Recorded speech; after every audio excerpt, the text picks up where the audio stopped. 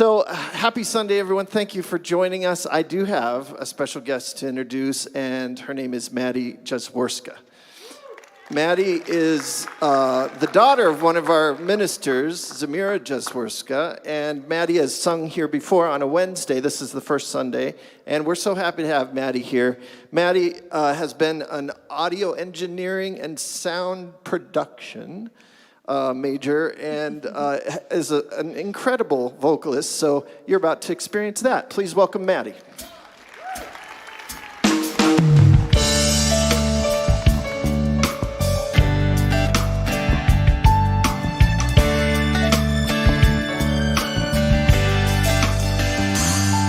I am called to be a healer for all humanity.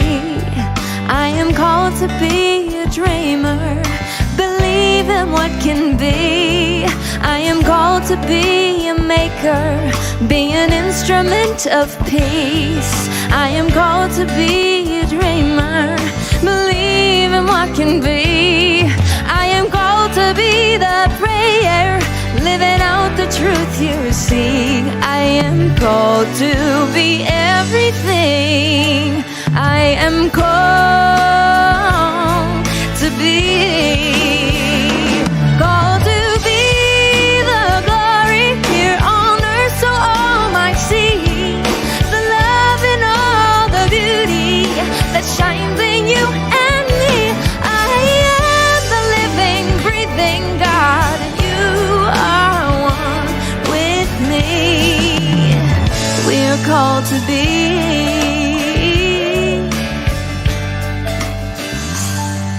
You are called to be a mother, to nurture family. You are called to be a brother, give strength in times of need. You are called to be a neighbor, find a friend in all you meet. You are called to be a leader, to build community. You are called to be the prayer, living out the truth you see. You are called to be everything you are called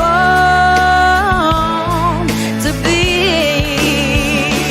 Called to be the glory here on earth so all might see the love and all the beauty that shines in you and me.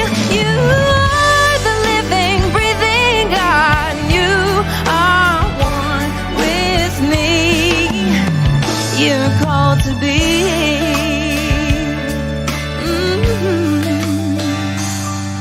We are called to be the kindness, set the brokenhearted free. We are called to be forgiveness, the wind beneath each wing. We are called to be compassion when pain runs too deep. We are called to make communion, only then can we succeed. We are called to be the prayer, living out the truth we see. We are called to be everything we are called to be. Called to be the glory here on earth so all might see the love and all the beauty that shines in you and me. We are the living, breathing God. You are one with me. We are called to be joy, called to be love, called to be peace, called to be free, called to be joy, called to be love, called to be called to be. We're called to be.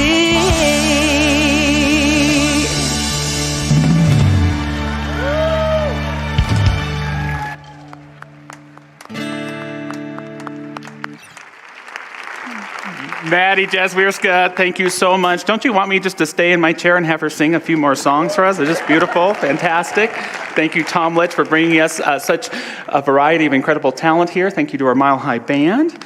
Thanks to each of you for being here with us this morning.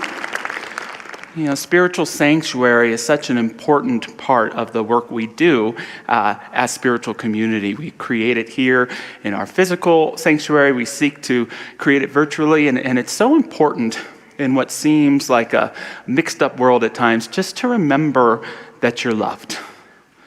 Just to remember that there is a presence of the holy that loves you, that is love itself. And when we can reconnect with it, it reminds us of all that we love in our lives, the people, the places, our calling and our purpose. And we leave here and we do our best to apply that love, and then we come back and we just do our best over and over. But if I could have a wish for each of you here today, however you leave this sanctuary, it's just to get a glimpse of how loved you are. And we're so glad you're here at Mile High Church. We love to recite our vision and mission each week. It's coming on the screen. If you want to say it along with me, it goes like this. Our vision, oneness revealed, a world of love, peace, and abundance for all. And our mission, to serve as a spiritual beacon for personal empowerment and global enlightenment. So grateful to be a part of co-creating this service today with each of you, our incredible music, Reverend Carol Wilkie, our ushers, our youth leaders, just everything, our production crew. We're so grateful for everyone as we come about. Before we move into Surely the Presence with our incredible announcement guy, you were missed. See, 2 weeks off, you're back on. You got almost a standing O for the announcements, Barry. But I want to light our memorial candle this morning in honor of the passing of Thich Nhat Hanh, not only a great presence for peace during the Vietnam War and beyond, but such an important teacher of our interfaith principles. Han was a Buddhist, but he also loved Christianity, and he contributed a classic work called Living Buddha, Living Christ to us. And he was just a great example. So we call him, even though he's Buddhist, we claim him as our own, and we celebrate his passing. He was 95 years old, ready to go. And as we sing Surely the Presence today, after a moment of silence, let us just know that he is wrapped in the arms of that beloved light and love, experiencing all the blessings and mindfulness that he offered and gave to so many of us.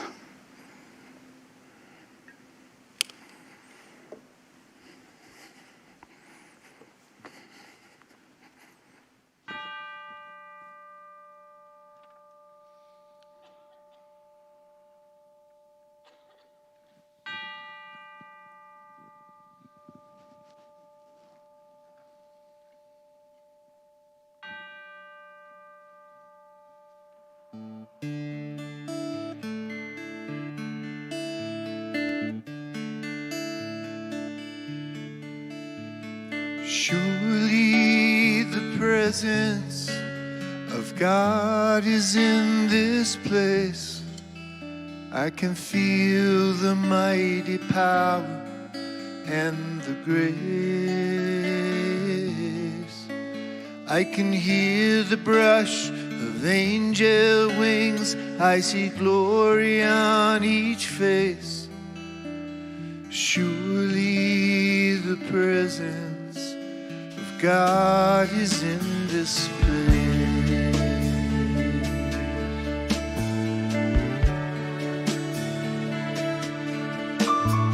Surely the presence of God is in this place.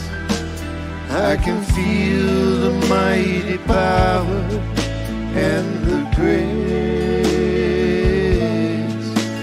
I can hear the brush of angel wings. I see glory on each face. Surely the presence of God is in this place.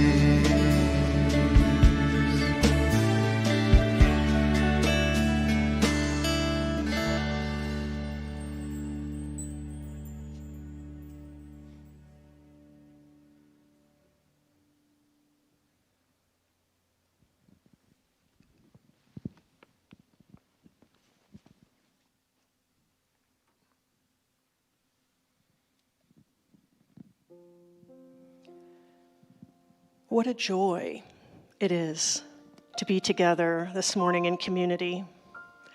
And what a joy it is to come together in prayer. And just as we breathe in the sacred stillness of this sanctuary, we absolutely know that there is a sanctuary, no matter where we are, that exists within us. And with every breath and with every heartbeat, we feel that divine presence of God. Knowing that that breath that breathes us connects us all. And just like the divine pattern of the snowflake, there is a divine, unique pattern within each and every one of us that allows us to emanate in this beautifully diverse world as unique individuals. And we celebrate that. And this morning, I absolutely know and affirm that there is one life. That life is God's life. That life is perfect. And that life is my life now. And that life is our life now. There is one life connecting all of us on this planet. And just as we have come together this morning, gathering in community to honor the divinity within each and every one of us, so too have people all over this planet come together this week. And whether it be in a church or a mosque or an ashram or a temple or simply by a forest lake, what unites us is our common desire for good. And so this morning I am so grateful for the loving hands that create Mile High Church, each and every one of us. Grateful for Reverend Josh and his message, knowing that it uplifts us, it enlarges our perspective, it enlightens us. And so it's with great gratitude that I release these words, this prayer, this truth, into that beautiful alchemy of love and law, knowing that all is well because all is God, and so it is.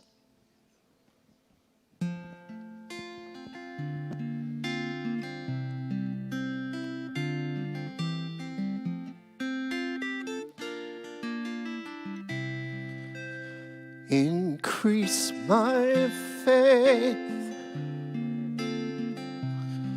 in the things I cannot see, in the things I cannot prove, yet I choose to believe. When my confidence fades, oh, it's these words I pray. Oh, increase my faith, increase my faith.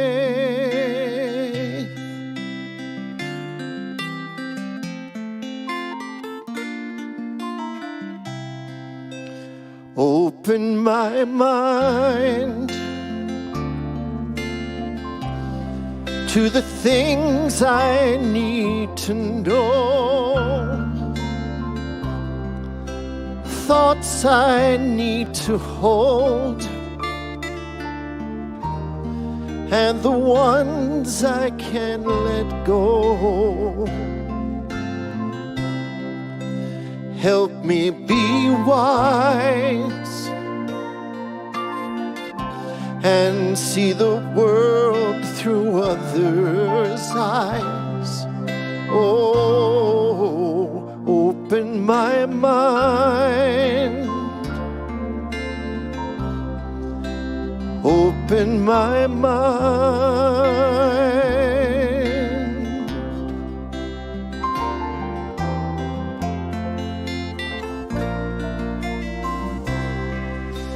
Peaceful and free, oh, that's how I want to be. is the gift I want to give to the people I lead. Let each of us sing our own harmony. Oh, peaceful and free, peaceful and free.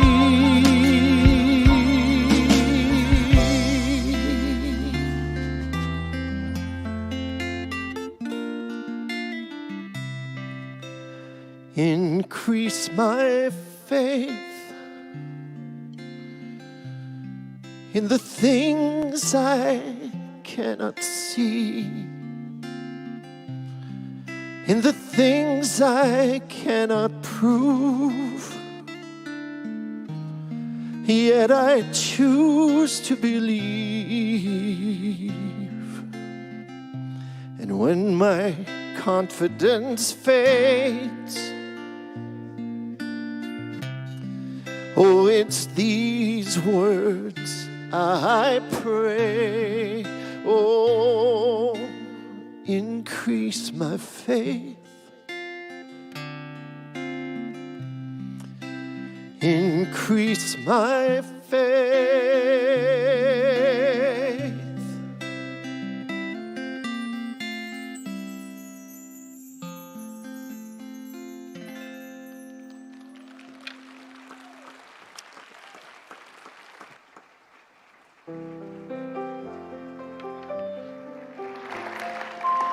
Our words of inspiration come from Hildegard of Bingen.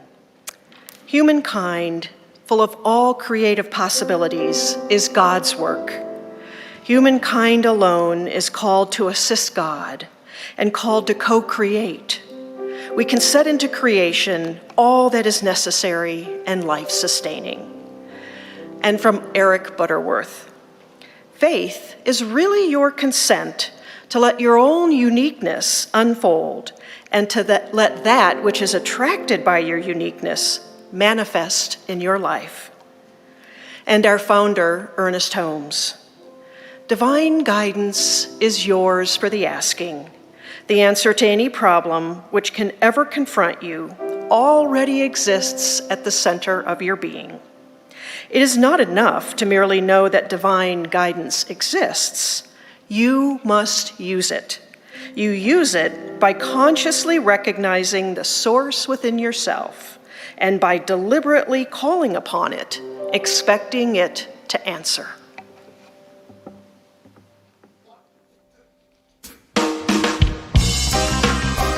Okay, we're gonna just let your bodies feel this music. Ready? There's only one life. That life is God's life. That life is perfect. That life is my life now. There's only one life. That life is God's life. That life is perfect. That life is my life now. One life, there is only one holy substance moving in and throughout creation. Right here in this very moment, we are an expression. We are a beloved expression, born in perfection. So raise your hands and celebrate, because we know there's only one life. That life is God's life. That life is perfect. That life is my life now. There's only one life. That life is God's life. That life is perfect. That life is my life now. One life, there is only one holy substance moving in and throughout creation. Right here in this very moment, you are an expression. You are a beloved expression, born in perfection. So raise your hands and celebrate, because we know there's only one life. That life is God's life. That life is perfect.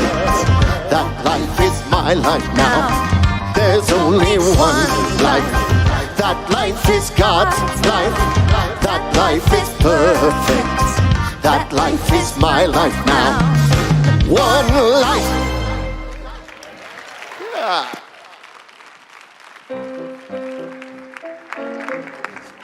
Thank you, Tom Litch. That's sort of like a Hebrew reggae fusion song. I love the fusion. It's great. Yeah, I like it. Thank you, Tom, Kent, Rob, Mike, Bijou, Maddie. I will say, Zamira, that as much as I love watching Maddie sing, I love watching you watch her sing, so that was very special. So this is wonderful. Good morning, everybody. 2022, we're stepping into, as spiritual community, health and well-being as an initiative this year. It's in all sorts of our programming and unique programming as well. I get to actually fill in for Reverend Simon today at 11:30 a.m. I might be a couple minutes late because I like to say hi to as many people as possible, but it's just online. So if you're watching at home or you get home quickly, we'll be talking an hour or so about emotional balance and in particular setting healthy boundaries in our relationships. And it's not too late to join a winter class. What a great spiritual gift to give to yourself for health and well-being. Dr. Michelle's starting a financial freedom class this week. Dr. Patty's going to be teaching practical mysticism online. Reverend Zamira on Tuesday mornings here on campus is teaching spiritual practices, and it's not too late to join my Beyond Limits class online on Tuesdays or Barry's Friday morning self-mastery. I know that's a lot, but there's some great choices, great variety, and great teachers, huh? Yeah. So grateful to be continuing our Back to Basics series this week, Vibrant Spiritual Living. And one of the things I love about our religious science and science of mind teaching is, like good scientists, we're driven by great questions. You know, we're very much an interfaith church here, but where I would differentiate us from religion in general is fundamentalism. You know, that type of energy that says just accept the doctrine and don't ask any questions. We're all about good questions, and the faith that doesn't question, we believe, doesn't grow. The faith that doesn't question doesn't grow. It doesn't mean, it can be very unhealthy to be a contrarian, a doubter, a pessimist, but ask good questions. Someone that was influential on me in my upbringing, he was actually a comic strip character created by Matt Groening, known as Bongo Bunny. Isn't that a great name? There's Bongo, young, mischievous, and full of questions. He would later evolve into Bart Simpson by Matt Groening, and so the comic strip was called Life in Hell. And one of my favorite strips is Bongo's questions about death. When you go to heaven, do you look like how you did when you died? I hope I'm better looking when I go. If your leg gets amputated during your life, is it waiting for you in heaven? Great question. If cats are bad, do they go to cat hell? Duh. Of course they do. Are there cavemen in heaven? If I got to heaven, will I have any friends? Won't eternity get kind of boring after a little while? And my personal favorite, will I go to hell for asking these questions? And the science of mind and spirit, the whole philosophy, is born out of a single question. The whole science of mind textbook is built around a singular question. And the question is, why are some people's prayers answered and some people's prayers not? Why are some prayers answered and some not? Is it because prayer is a make-believe exercise? We answer, no to that question. We believe that prayer works. Is it because God favors some and not others? Does he answer your prayers based upon what religion you are, or what race you are, or what nationality you are? And we don't like that one either. We say no to that. And so Holmes tells us that it must have something to do with the mind of the person praying. That answered prayer must be the result of the conviction, the clarity, and the groundedness of the person that's praying. There must be this creative medium of intelligence that's all around us that naturally and organically responds to our thinking. Holmes puts it this way. He says, perhaps the simplest way to state the proposition is to say that we are surrounded by a mind or intelligence that knows everything, that the potential knowledge of all things exists in this mind, that the abstract essence of beauty, truth, and wisdom coexists in the mind of the universe, that we also exist in it and may draw from it. But what we draw from it, we must draw through the channel of our own minds. A unity must be established and a conscious connection must be made before we can derive the benefits which the greater mind is willing to reveal or impart to us. So there it is. There's our answer. We just let it go now, right? No. Keep asking questions. There's always great questions about prayer. Can I backtrack a prayer? You ever have that? Someone asks you to pray for Linda's surgery on Tuesday, and on Sunday, and then you wake up Wednesday and realize you forgot? Backtrack that prayer. Why not? Still pray. A really good question in relationship to this one is, if answered prayer is based upon the mind of the person praying, what about when I'm praying for someone else? Can my mind demonstrate for them, or do they have to have a conviction and receptivity in their consciousness to work? And universally, I think we'd answer their consciousness has something to do with it, but there's this place, see, where we can connect in divine mind and intelligence and think as one, and incredible demonstrations can happen. These questions go on and on as we continue through our lives. There's a mantra we like to use in Science of Mind. There is one life. That life is God's life. That life is perfect. That life is your life. That life is my life now. There is one life. That life is God's life. That life is perfect.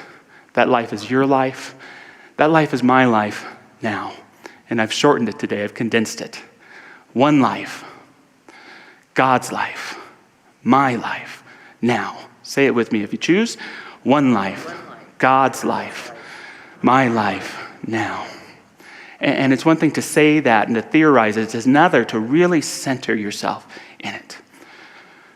One life.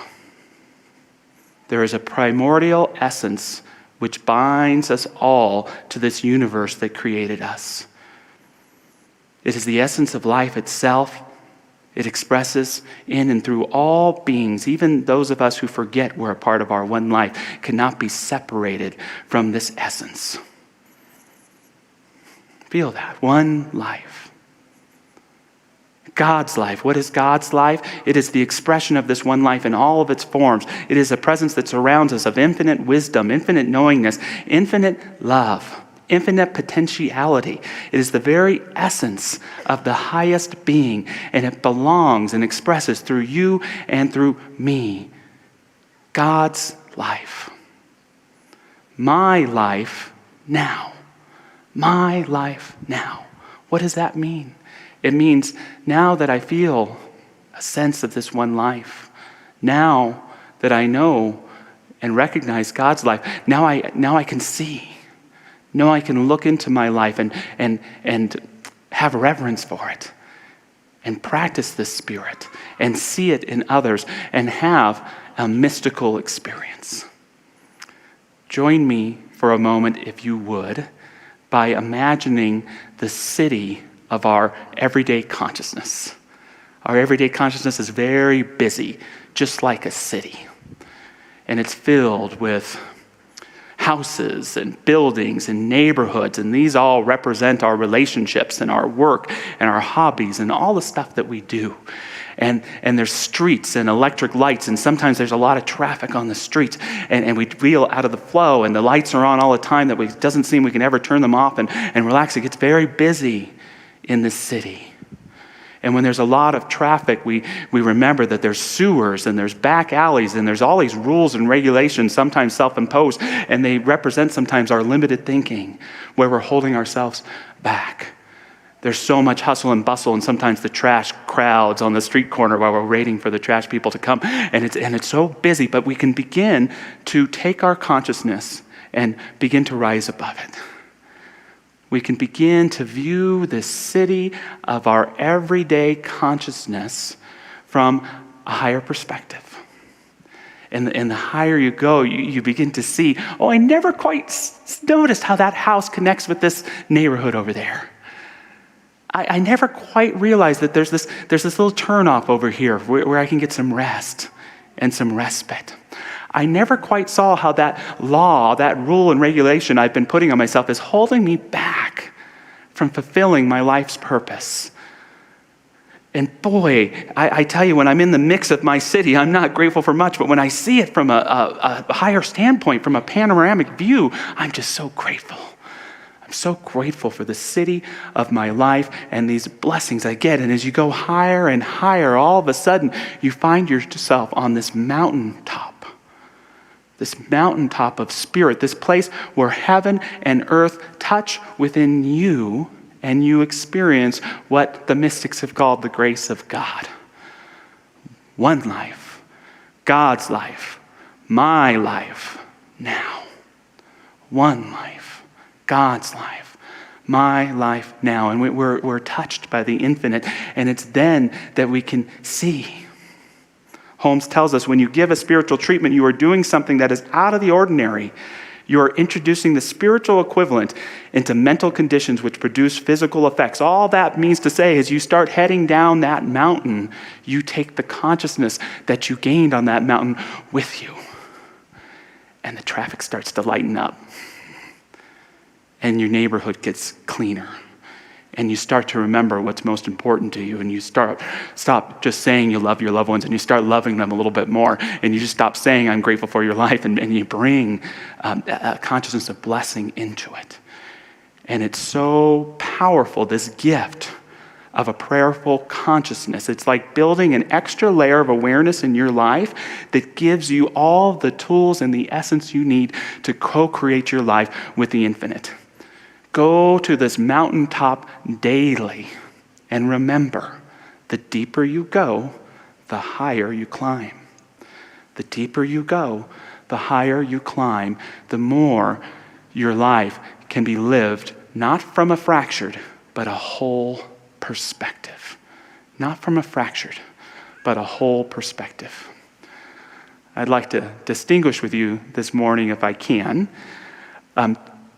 two types of prayerfulness in the Science of Mind teaching. The first, I'll just call prayerfulness, and it has to do with this everyday consciousness of ours. It's what Dr. Barry would refer to as what we're thinking about, right? Because whatever we're thinking about in Science of Mind, since we live in this creative medium, everything that we're thinking about has a tinge of creativity to it. It's all creative. So if I spend 5 hours a day watching cable news, I'm contributing to wildness, wackiness. If I'm too caught up in being in judgment about someone or having a story about someone that's doing something wrong, if I'm consistently rejecting myself and not liking myself, if I'm only focused on the problems and what's destitute in my life, I can't help but keep growing that and expanding that.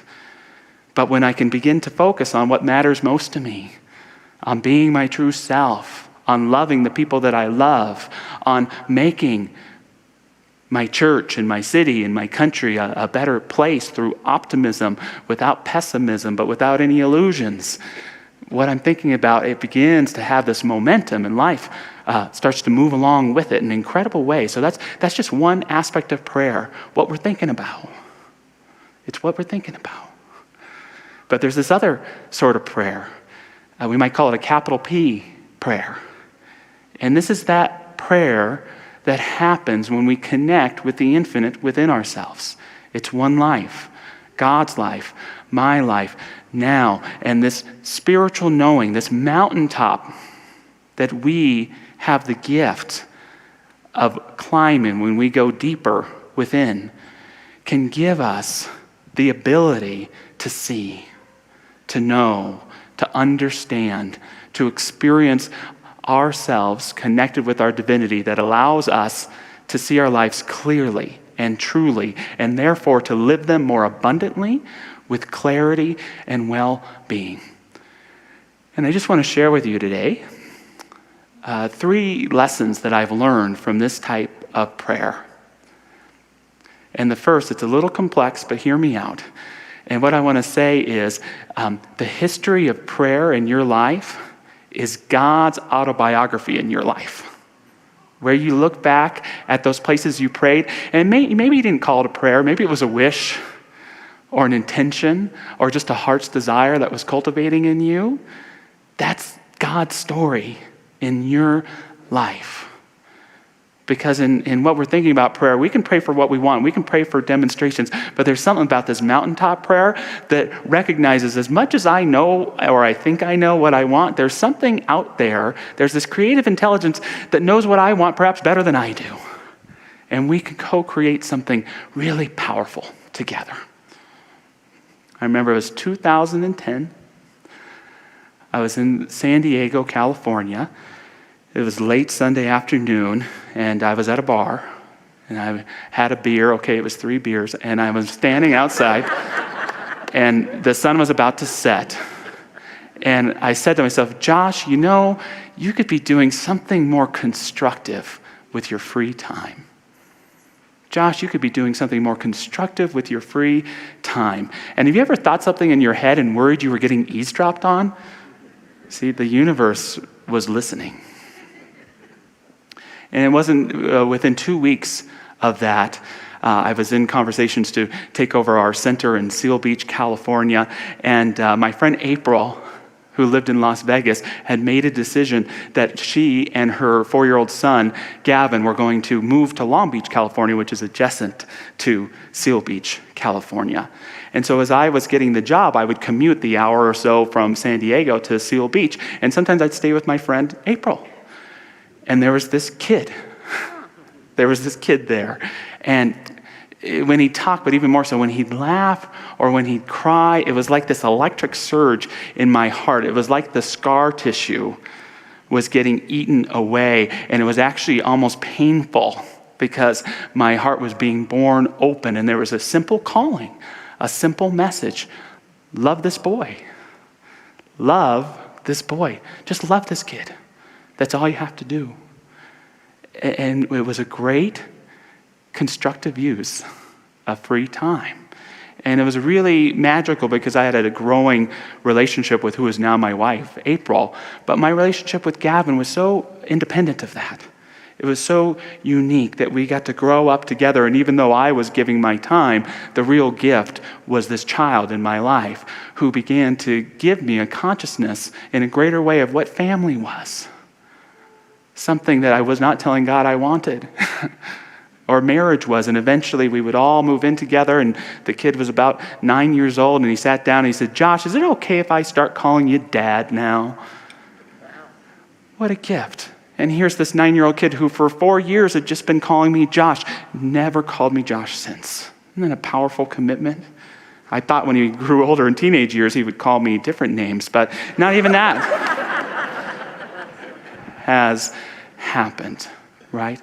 What a gift from a creative intention. And I was so grateful just a few months ago. It's a very long story, but I was finally able to legally adopt Gavin. So I officially get to call him my son. Here he is, elbow bumping with the judge. Which is a great thing. And that's what I would want Gavin to know, which is what I want you to know about the relationships in your life too. And that is, Gavin, if you, wherever you're at in your life, whatever may be going on in your future years, and you wonder if you made a difference to someone, you made a difference to me. And I love you. Yeah.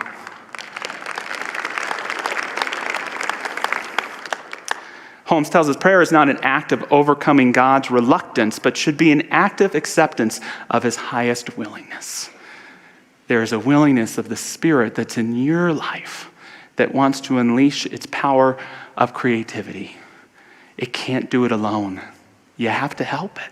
You have to open up for it. You have to be willing to step into it, even when it's scary and vulnerable and too intimate. And did I really want this? Yes, you do. Step into that creative life and realize that your prayer life is God's story in your life. It's the greatest story ever told, and it's ready to demonstrate for you. The second lesson that I've learned about prayer capital P prayer, is that in reality, it's not about getting what you want. It's about more profoundly becoming who you are. True prayer isn't really about getting what you want. It's wonderful when we do, and pray for stuff, that's just fine. Pray for demonstrations. But it's really about becoming who you really are. And the trick is, when you do that, everything else falls into line. The byproduct of that is the blessings and the abundance and the healing and the wonder of life. This question, why are some people's prayers answered and not? There's a problem with it. And the problem arises when we ask the question, what if someone's consciousness is pristine and they're full of conviction and clarity and their prayer isn't answered? Right? Some of the most wonderful people I know, of the most pristine and beautiful spiritual consciousness mentors in my life, I've had the honor of being a part of holding their hand and rubbing their skin as they've passed away from cancer, right? Or they've had to walk through a difficult tragedy in their lives. So that doesn't work for me, right? However, that question has helped me understand the truer meaning of prayer. Again, there are healings. Don't get me wrong. There are healings and demonstrations and wonderful things that happen because of prayer all the time. And yet, what I know about these people is that their prayer life just deepened. And they became that much more abundantly who they were, even in the midst of challenge, even in the midst of drama, even in the midst of having to let go of their own mortal coils. There was that beauty of consciousness. And that's what being on that mountaintop of faith can bring us. Prayer, you see, when you really have prayer down, in my experience, it's like the most intimate form of communication. Prayer is the most intimate form of communication I know of. I have the honor of being a part of our practitioner training here at Mile High Church, and my favorite thing is when a practitioner finds her own voice. You know, we all come in there at first and we're like, oh my God, I got to try to sound like Dr. Patty, which is never going to happen, you know, and we're all trying to pray the way we think we're supposed to. But then you begin to hear this voice, and for me, it's like a telling of a divine secret, right? A divine secret is that truth we know so deep within us about the good of ourselves and of life that we're sometimes afraid to tell it, right? And when we speak it, and when we know it, and when we share that voice, it can be a little scary because it is like being spiritually naked, right? It's being vulnerable. It's opening up to the connection that we have with Spirit within us, and it's looking from that mountaintop down on the experiences of our life, and it's knowing the truth. It's beholding the truth. And so see prayer not as a magic trick to demonstrate your desires, as magical as it is, but see it as the vehicle that allows you to see yourself truly, to speak your word emphatically, and to become that which you are. Become that which you are. Lastly, prayer has taught me that the prayer is the answer. That the prayer is the answer. As much as I love the demonstrations, the prayer is really the answer. As much as I may tell God or say to myself, this is what I want to have happen, what I've often learned is that by being on that mountaintop of spiritual consciousness, that the answer to the prayer is right there, because the answer is to be able to see. It's be able to know. It's the ability to accept myself, as difficult as that may be at times, in a divine embrace, and to take that embrace with me and work it into the context of my life. My favorite quote on prayer comes from Ralph Waldo Emerson, the 19th century American intellectual who was the main philosophical and spiritual influence on Ernest Holmes. He said, prayer that craves a particular commodity, anything less than all good, is vicious. Prayer is the contemplation of the facts of life from the highest point of view. It is the soliloquy of a beholding and jubilant soul. It is the Spirit of God pronouncing His works good. What does it mean to contemplate your life from the highest point of view? What does it mean to contemplate your life from the highest point of view. Oh, she really ticks me off sometimes, but I love her. You know, this is really challenging right now, but I'm glad I'm in the mix, right? When we can have that panoramic view, that consciousness that sees things from the light of divinity and our highest truth versus our self-rejection and inner struggles, we begin to unfurl. We begin to remove those aspects of our consciousness that are holding our lives back from success or healing or love. And we begin to allow that very vision of being in a prayerful consciousness to weave itself into the very fabric, nook and cranny, every aspect of our lives. And it's like a seed bed for divine growth. It's a seed bed for divine blessings. It's a seed bed for what's best in your soul to come out and dynamically embrace your life as the vibrant, co-creative, intelligent, grace-filled life that it is. The truth is it will always be there, but to be true in our experience, we have to contemplate it, we have to cultivate it, and we have to allow it to become the very truth of who we are. So just taking this into prayer today, let us move back to the very basics of our heart, the very basics of that foundation for our spiritual being. And I know as we connect with this divine truth that it already has everything that we need. And it opens our eyes so that we can see. It opens our hearts so that we can truly feel. It opens every pore on our skin so that we can truly feel the animating, vibrant, one life of God.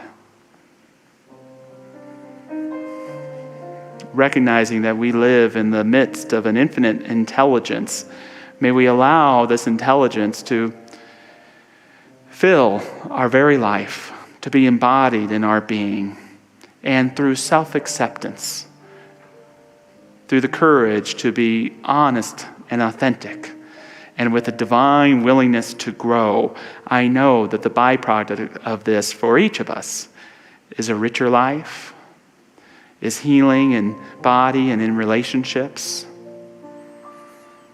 is a clarity of mind that allows us to recharge even in the midst of busy or overwhelming experiences.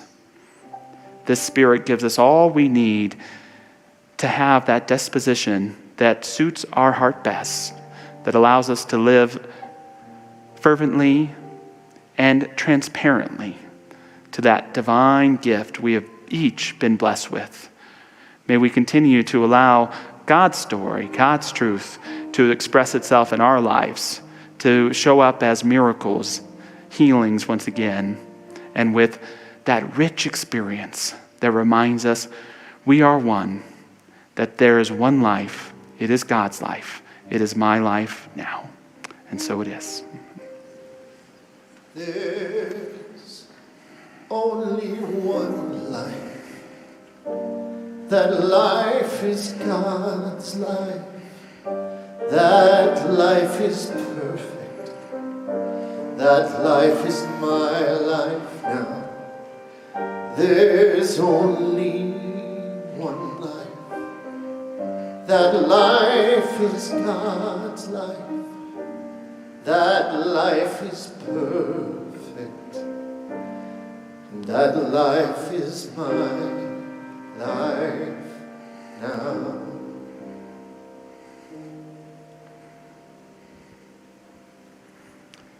Thank you, Tom Litch.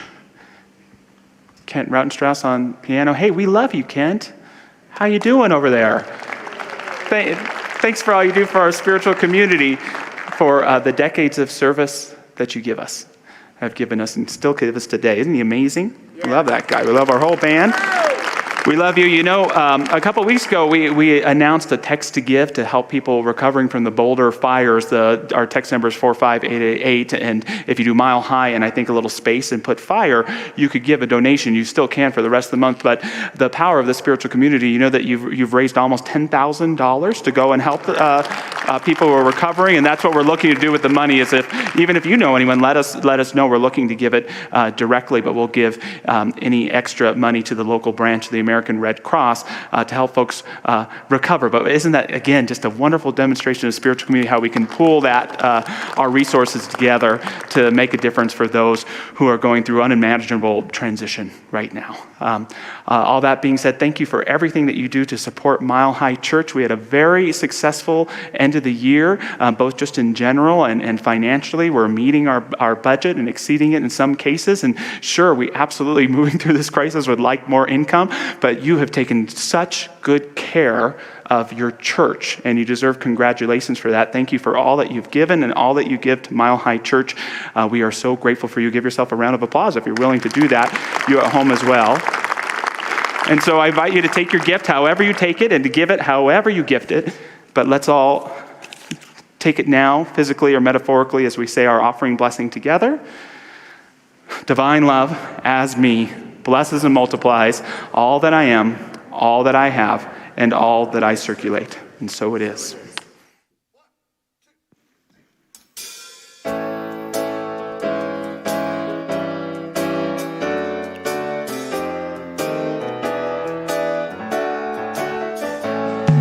The warmth of your love's like the warmth of the sun. And this will be our year. Took a long time to grow. Don't let go of my hand now. Darkness has gone. No, this will be our year. Took a long time to go. And I won't forget the way you held me up when I was down. No, I won't forget the way you said, darling, I love you. You give me faith to go on. Now we're there, and we've only just begun. This will be our year. Took a long time to come.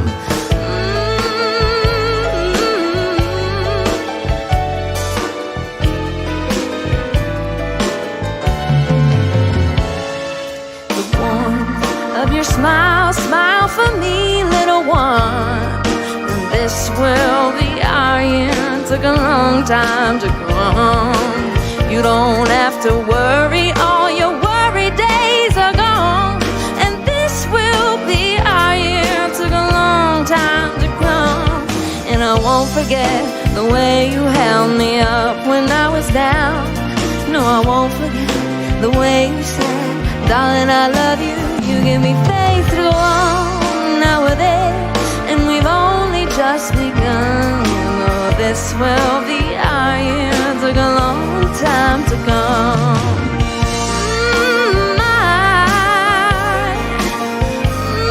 No, this will be our year.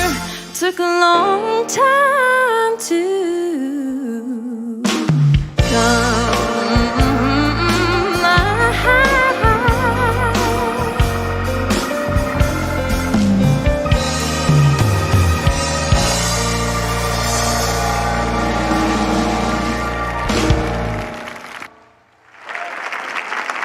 Maddie Jaswirska, thank you so much. Thank you for being here with us today.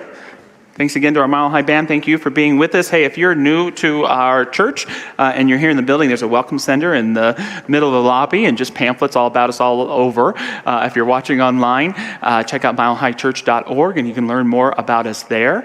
We're so grateful for all of our incredible practitioner prayer partners as we're winding down, thank God, this part of the pandemic. They'll be back up here doing prayers in person soon, but you can make a prayer request online. You can still fill one out for the lobby, and you can still call a prayer and care center and make an appointment to get some spiritual support. So grateful for our practitioners. 11:30, maybe 11:35, because I like to say hi to people. I'll be online on Zoom with a free emotional balance workshop. Looking forward to doing that. Again, even more classes begin this week. Dr. Michelle's Financial Freedom. So many other options. Please check out a spiritual class. And how many people here love Daniel Nahmod? the great musician.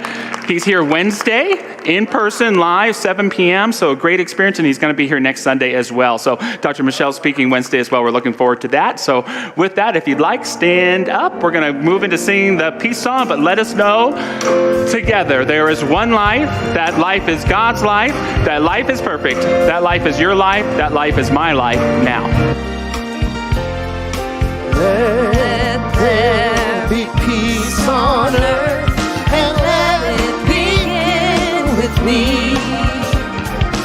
Let there be peace on earth, the peace that was meant to be. With God as our power, family all are we. Let us walk with each other in perfect harmony. Let peace begin with me. Let this be my moment now. With every step I take, let this be my joy.